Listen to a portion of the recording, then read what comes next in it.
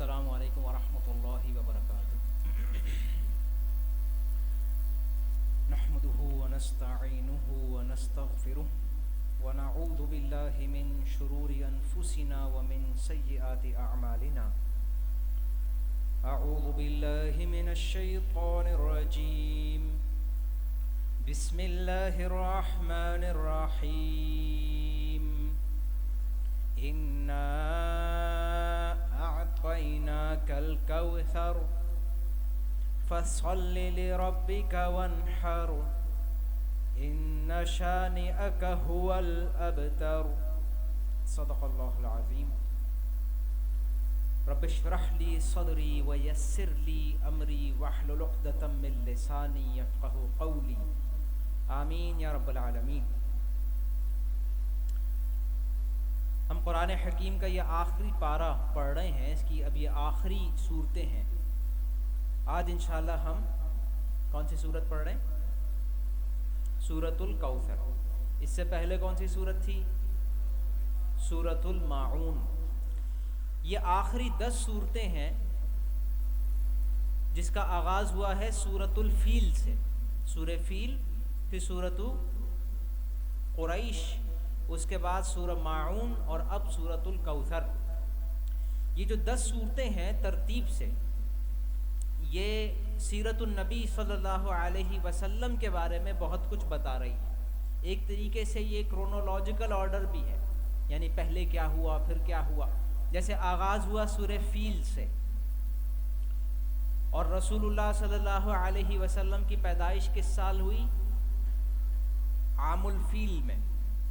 اس کے بعد سورۃ قریش ہے، جس میں بتایا گیا کہ جو لوگ وہاں رہتے ہیں ان کا تجارت کس پہ ڈیپینڈ کرتا ہے؟ کس پہ ڈیپینڈ کرتا ہے؟ خانہ کعبہ پر۔ سورۃ قریش کا ٹاپک کیا ہے؟ یہ جو ٹریڈ قریش کر رہے ہیں، کس لیے کر رہے ہیں، کس وجہ سے کر سک رہے ہیں؟ کیونکہ ان کے پاس کعبہ ہے۔ اس کو ہم نے دیکھا تھا، یعنی یہ ایک ایسا معاشرہ ہے جس میں کعبے کو بالکل سینٹر پوزیشن حاصل ہے۔ اس کا مطلب وہ اللہ کو مانتے تھے۔ ایسا وہاں کوئی نہیں تھا جو اللہ کو نہ مانتا ہو۔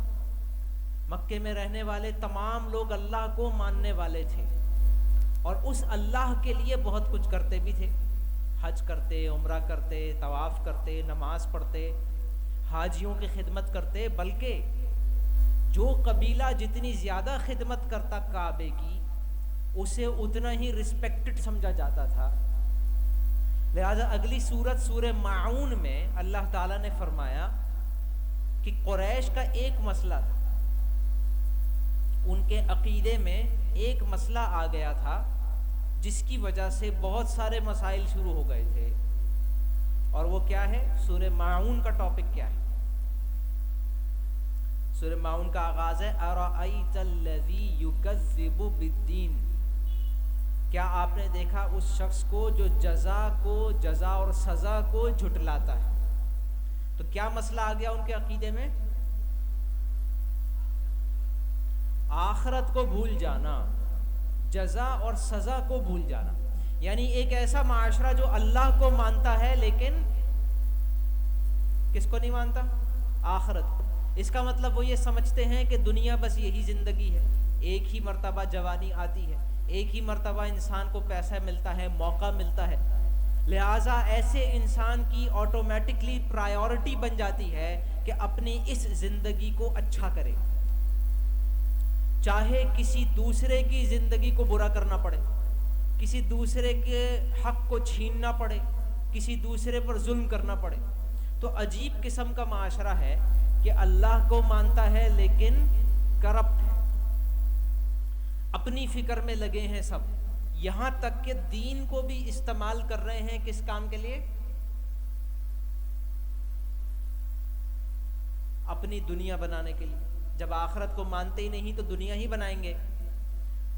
جتنا حج، جتنا عمرہ، جتنی حاجیوں کی خدمت، اور پھر وہ حجر اسود لگانے کے لیے جھگڑا ہو رہا تھا کہ کون لگائے گا، یہاں تک کہ لڑنے مرنے کے لیے تیار ہو گئے۔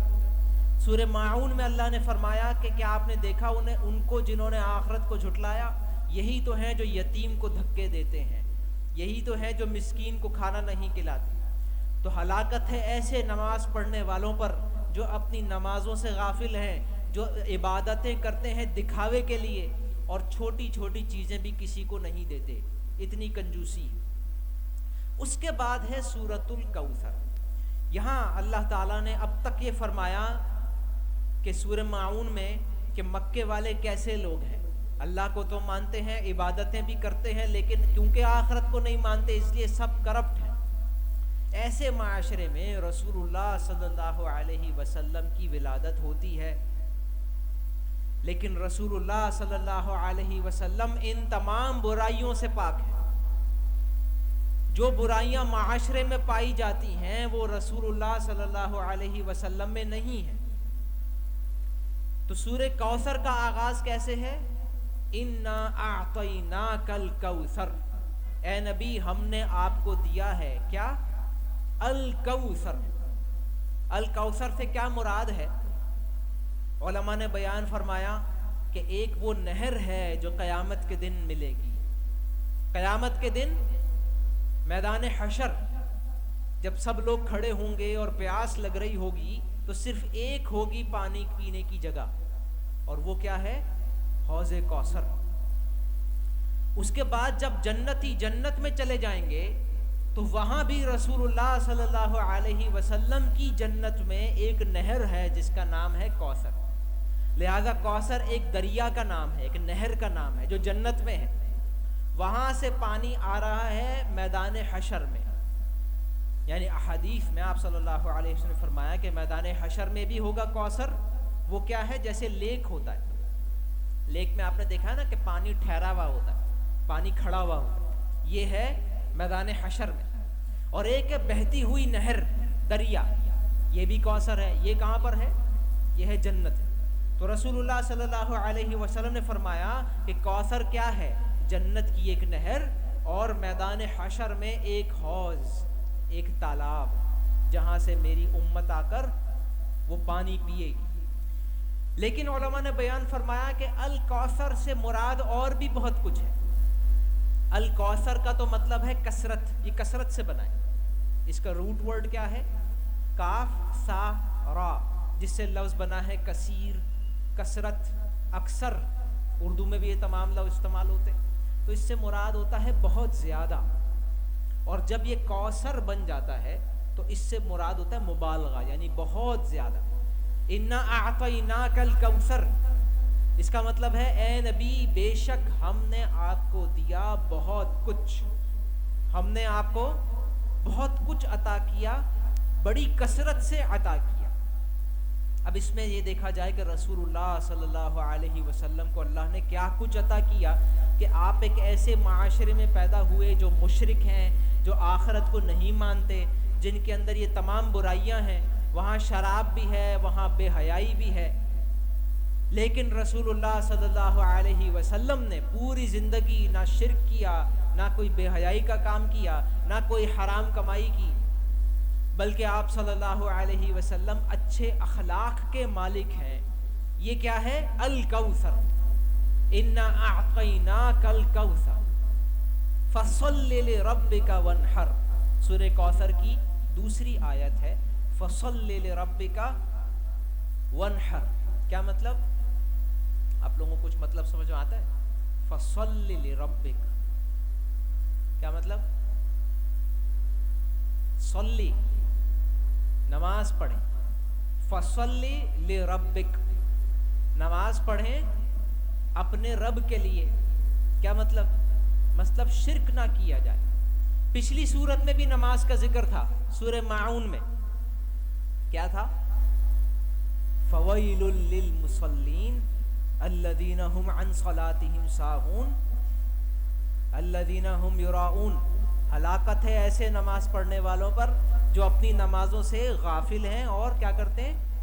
دکھاوا، نماز پڑھتے ہیں دوسروں کو دکھانے کے لیے۔ تو اگلی سورت سورہ کوثر میں فرمایا فَصَلِّ لِرَبِّكَ، اے نبی نماز پڑھیں کس کے لیے؟ اللہ کے لیے، ایک اللہ کے لیے۔ وَانْحَرْ، نحر، نحر کیا ہوتا ہے؟ کیا ہوتا ہے؟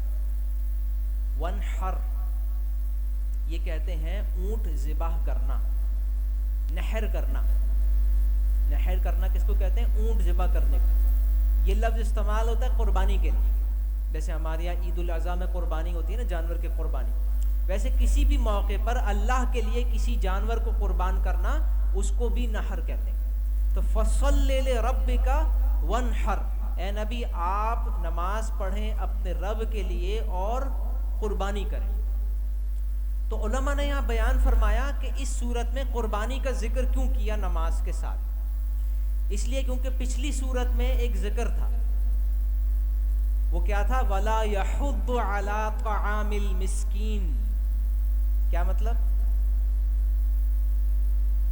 مسکین کو کھانا کھلانے کی ترغیب نہیں دلاتے۔ تو عرب میں اگر کوئی چاہتا کہ مسکین کو کھانا کھلائے، کھانا بانٹے، تو وہ کیا کرتا تھا؟ بہت سارے جانور خانہ کعبہ کے پاس لاتے تھے اور وہاں ذبح کرتے تھے اللہ کے نام پہ، اور پھر ان جانوروں کو وہیں چھوڑ دیتے تھے، ان کے باڈی کو وہیں چھوڑ دیتے تھے۔ تو جو فقیر غریب مسکین مکے کے ہوتے تھے وہ سب آ جاتے تھے اور اس میں سے خود ہی کاٹ کر اور گوشت لے جاتے تھے، جس کو جتنا حصہ چاہیے، جو جتنا کاٹ لے۔ تو ایسا بھی ہوتا تھا کہ لوگ 100 اونٹ ذبح کر کے وہیں چھوڑ دیتے تھے کہ جو بھی مسکین غریب ہیں وہ آئیں اور خود ہی اپنا حصہ اس میں سے لے لیں، اور تھوڑی ہی دیر میں سارا غائب ہو جاتا تھا، کیونکہ مکہ کے اندر بہت سے لوگ ہوتے تھے جو غریب مسکین ہوتے تھے۔ تو غریبوں اور مسکینوں کو کھانا کھلانے کا ایک طریقہ ہوتا تھا قربانی۔ پچھلی صورت میں فرمایا کہ یہ لوگ مسکین کو کھانا کھلانے کی ترغیب نہیں دلاتے، نماز پڑھتے ہیں، نمازوں میں غافل رہتے ہیں اور دکھاوا کرتے ہیں۔ تو اگلی صورت میں رسول اللہ صلی اللہ علیہ وسلم سے فرمایا انا اعطیناک الکوثر فصل لربک وانحر، آپ نماز پڑھیں اپنے رب کے لیے اور قربانی کریں۔ اس سے مراد ہے کہ معاشرے میں جو غریب ہیں، جو کھانا جن کے پاس نہیں ہے، ان کے کھانے کا انتظام کریں۔ اور تیسری آیت ان شانئک هو الابتر، ان شانئک، ان کا مطلب ہے بے شک، شانئک اس کا مطلب کیا ہے؟ یہ اردو میں لفظ استعمال ہوتا ہے دشمن، شانئک دشمن کو کہتے ہیں، اس کے الفاظ بھی ملتے جلتے ہیں۔ شانئک آپ کا دشمن، ان شانئک اے نبی بے شک آپ کا دشمن، هو الابتر، اب بے شک آپ کا دشمن ہی کیا ہو جائے گا؟ ابتر۔ ابتر کا مطلب کیا ہوتا ہے؟ جن کی نسل نہ چلے، اس کو کہتے ہیں جڑ کٹا، اس کی کوئی بنیاد نہ ہو یا اس کی کوئی نسل نہ ہو۔ تو جب رسول اللہ صلی اللہ علیہ وسلم کے دوسرے بیٹے کا بھی انتقال ہوا، عبداللہ، پہلے بیٹے کا نام تھا قاسم، ابو القاسم اس لیے کہتے ہیں رسول اللہ صلی اللہ علیہ وسلم، ان کا انتقال ہو گیا بچپن میں جب وہ چھوٹے تھے۔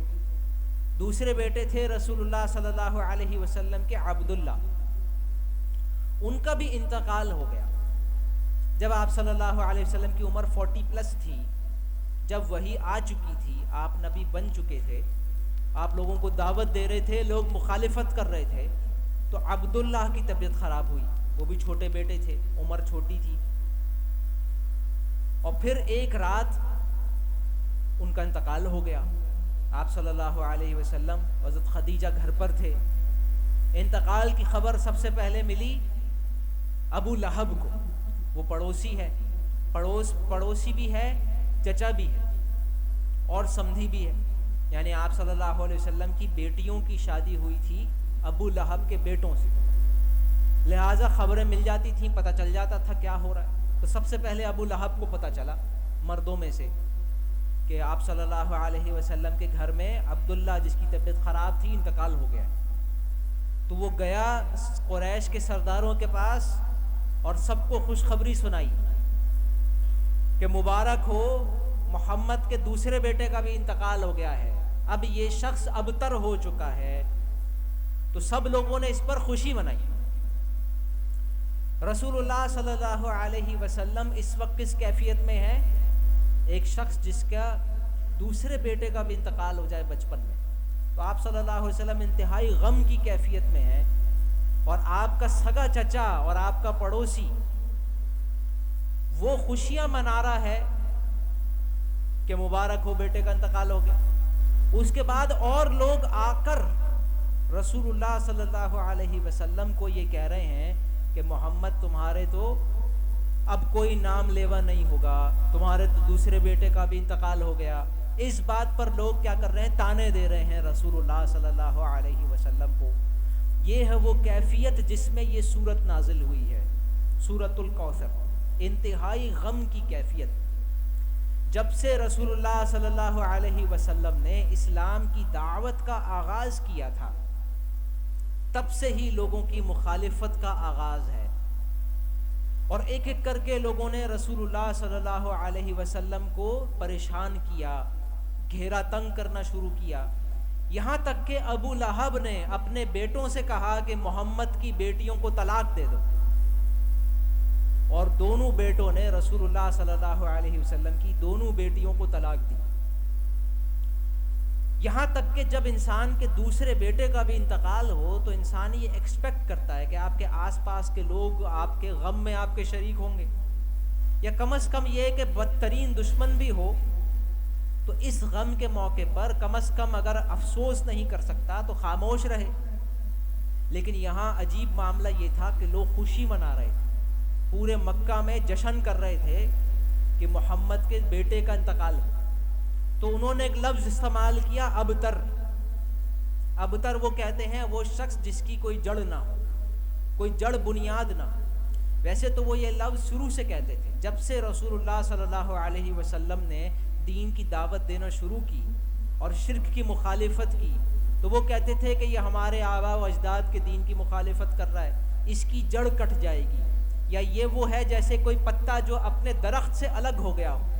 اگر پتا درخت سے الگ ہو جائے تو کیا ہوتا ہے؟ مر جاتا ہے، سوکھ جاتا ہے۔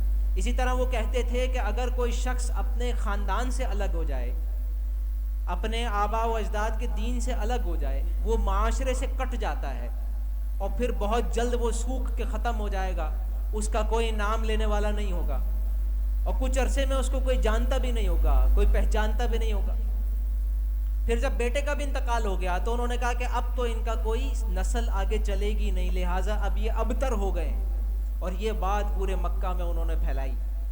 تو اللہ سبحانہ و تعالیٰ نے سورۃ الکوثر نازل فرمائی، جس میں فرمایا انا اعطیناک الکوثر، اے نبی ہم نے تو آپ کو بہت کچھ عطا کیا ہے، بہت کچھ عطا کیا ہے۔ الکوثر یعنی کہ بہت کچھ عطا کیا ہے، دنیا کی بھلائیاں، آخرت کی بھلائیاں۔ جہاں وہ یہ کہہ رہے تھے کہ محمد جو ہے وہ ان کے پاس کچھ نہیں ہے، محروم ہے، اللہ تعالیٰ نے فرمایا کہ اے نبی ہم نے آپ کو بہت کچھ عطا کیا۔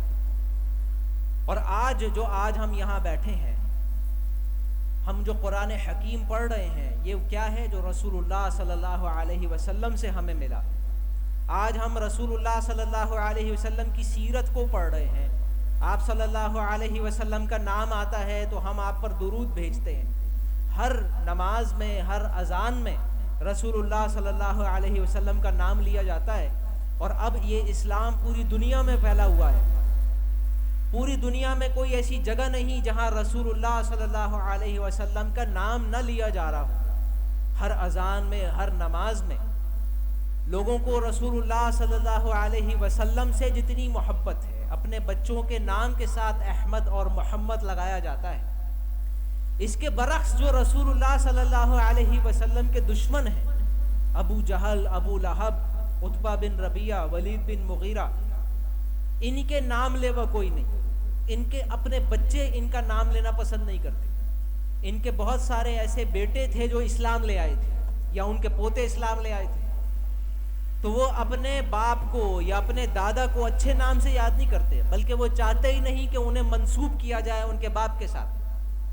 تو اللہ تعالیٰ نے فرمایا ان شانئک ھو الابتر، کہ اے نبی بے شک آپ کا دشمن ہی کیا ہو جائے گا؟ ابتر، آپ کا دشمن ہی جڑ کٹا ہو جائے گا۔ ہم سورۃ الکوثر کو پڑھ رہے ہیں سیرت النبی کے کانٹیکسٹ میں. آپ نے دیکھا سورۃ الفیل سے بات کا آغاز ہوتا ہے.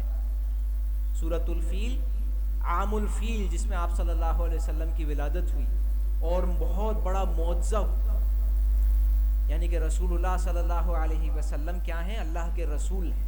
یہ بات پوری دنیا کو بتائی جائے. اور رسول اللہ صلی اللہ علیہ وسلم کی رسالت کی دلیل کیا ہے؟ معجزہ. ایسی چیز، ایسا واقعہ جو نارمل نہ ہو، یہی ہوتی ہے رسالت کی دلیل. تو وہ ہے اس سورت کا ٹاپک. اس کے بعد ہم نے دیکھا سورۃ قریش، جس میں بتایا گیا کہ جس شہر میں آپ صلی اللہ علیہ وسلم پیدا ہوئے ہیں یہ ایکسٹرا آرڈنری شہر ہے. اس کے پاس کعبہ ہے، کعبے کی وجہ سے اس کے پاس تجارت ہے، اور تجارت سے ہی یہ قوم جو ہے وہ سروائیو کر رہی. یہ ایسی عجیب قوم ہے جس کا سروائیول ہی معجزانہ ہے. اس کا پانی ہی معجزانہ ہے، آب زمزم، اور کعبہ ہے جس کی وجہ سے ان کو تجارت ملی ہوئی ہے. لہٰذا یہ ایک ریلیجیس سوسائٹی ہے، خدا کو ماننے والے لوگ ہیں. اس کے بعد سورہ ماعون میں بتایا کہ خدا کو تو مانتے ہیں لیکن آخرت کو نہیں مانتے. ارأیت الذی یکذب بالدین. اس سے کرپشن پیدا ہوتی ہے، اور یہ کرپشن بھی دینی کرپشن ہوتی ہے. دین کو بھی دنیا کے لیے استعمال کیا جائے جب آخرت کو نہیں مانتے.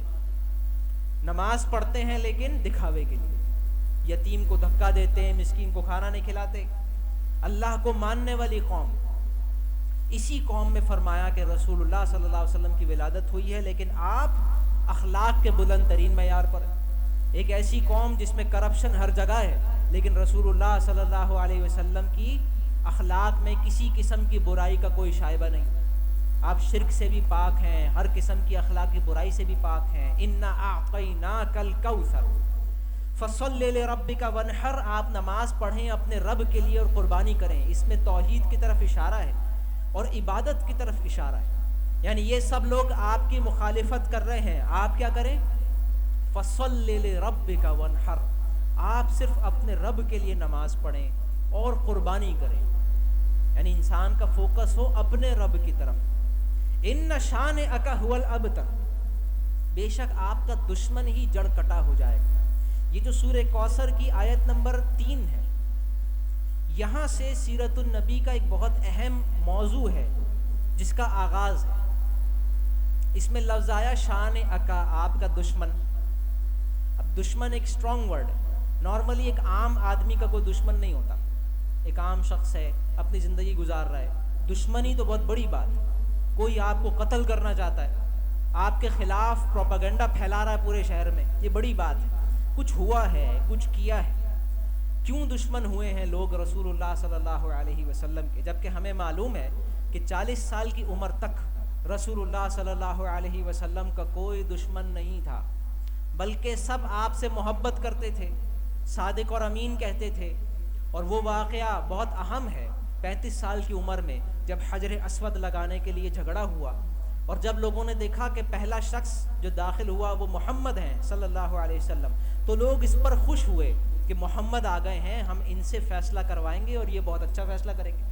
یعنی ایسا مسئلہ جس پہ لڑنے مرنے کو تیار ہو گئے تھے، آپ صلی اللہ علیہ وسلم کے فیصلے پر راضی ہو گئے. اس کا مطلب ہے وہ آپ سے، آپ کی دیانتداری کو جو ہے وہ تسلیم کرتے، پھر اپنی امانتیں رسول اللہ صلی اللہ علیہ وسلم کے پاس رکھواتے تھے. تو وہ رسول اللہ کے دشمن نہیں تھے. لیکن جب دین کی دعوت دینا شروع کی ہے، یہاں سے دشمنی شروع ہوئی. یعنی دشمنی رسول اللہ سے نہیں ہے، دشمنی ہے اسلام سے. اور یہاں سے ایک بات کا آغاز ہے جو آگے چل کے اگلی سورت میں بالکل واضح ہو جائے گا. سورۃ الکافرون میں بتا دیا جائے گا جھگڑا کس بات پر ہے، دشمنی کس بات پر ہے. کہ آپ صلی اللہ علیہ وسلم کہہ رہے ہیں کہ صرف ایک اللہ کی عبادت ہوگی اور یہ چاہتے ہیں کہ اوروں کی بھی ہو. یہ ہے دشمنی. اس لفظ سے سیرت النبی صلی اللہ علیہ وسلم کے ایک بہت اہم پہلو کی طرف آغاز ہے. یہ ہے 40 سال کی عمر کے بعد کی زندگی جس میں آپ کے دشمن سامنے آئے. ان شانئک ھو الابتر. بے شک آپ کے دشمن ہی ناکام ہو کر رہیں گے. یہ مختصر سی صورت ہے جس میں رسول اللہ صلی اللہ علیہ وسلم کی عظمت بھی بیان ہوئی اور آپ کی زندگی کا بہت اہم کام دین کی دعوت، جس نے لوگوں کو جو پہلے صادق امین کہتے تھے دشمن بنا دیا، اس کی طرف اشارہ ہے، جس کی کچھ ایکسپلینیشن اب آگے کی صورتوں میں آئے گی. سورہ کافرون، اس کے بعد سورہ نصر جس میں کامیابی کی طرف اشارہ ہے، اور سورہ لہب جس میں دشمنوں کی بربادی کی طرف اشارہ ہے. اللہ سبحانہ و تعالی ہمیں سمجھ اور عمل کی توفیق نصیب فرمائے. بارک اللہ لی و لکم و لسائر المسلمین والمسلمات.